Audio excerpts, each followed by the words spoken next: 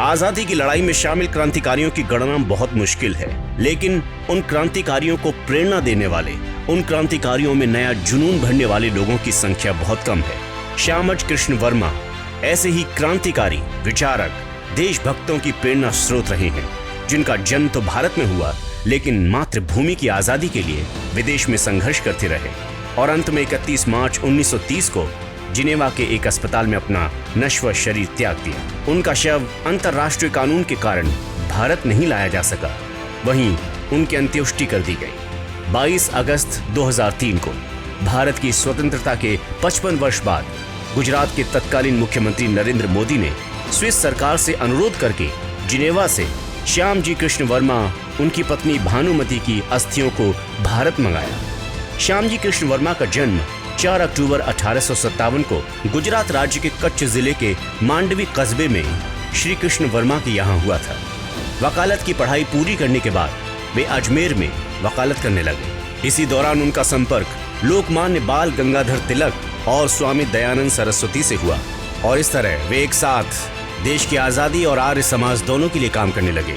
उनकी प्रतिभा, योग्यता को देखते हुए रतलाम के महाराजा ने उन्हें अपने राज्य का दीवान नियुक्त किया। बाद में वे गुजरात के जूनागढ़, राजस्थान के उदयपुर में दीवान रहते हुए मात्र 20 वर्ष की आयु में ही क्रांतिकारी गतिविधियों में हिस्सा लेने लग गए। 1918 के बर्लिन, इंग्लैंड में हुए विद्या सम्मेलनों में उन्होंने भारत का प्रतिनिधित्व किया था। वे पहले भारतीय थे जिन्हें ऑक्सफोर्ड से M.A. बारेट लॉ की उपाधियां मिली थी। उनकी प्रतिभा का लोहा अंग्रेज भी मानते थे।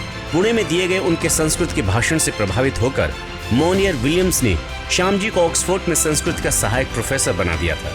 विनायक दामोदर सावरकर भी श्यामजी से प्रेरित होकर क्रांतिकारी कार्यों में सम्मिलित हुए।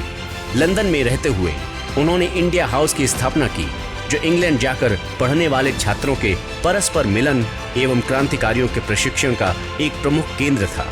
1897 में वे पुनः इंग्लैंड गए।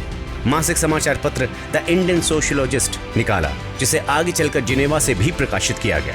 इंग्लैंड में रहकर उन्होंने इंडिया हाउस की स्थापना की। भारत लौटने के बाद 1905 में उन्होंने क्रांतिकारी छात्रों को लेकर इंडियन होम रूल सोसाइटी की स्थापना की। उनके द्वारा स्थापित संस्थाएं क्रांतिकारी छात्रों के जमावड़े के लिए प्रेरणा का एक बड़ा स्रोत बन गई और आगे जाकर उनकी इसी प्रेरणा के चलते लोग प्रभावित हुए और देश की आज़ादी में अपनी अहम भूमिका निभाते गए और आज देश आज़ाद है। ऐसे कई हीरोज हैं जिन्होंने पर्दे के पीछे रहकर भारत की आज़ादी में अपना महत्वपूर्ण योगदान दिया, अपनी जिंदगी को कोयले की तरह झोंककर देश की आज़ादी के इंजन को आगे बढ़ाया।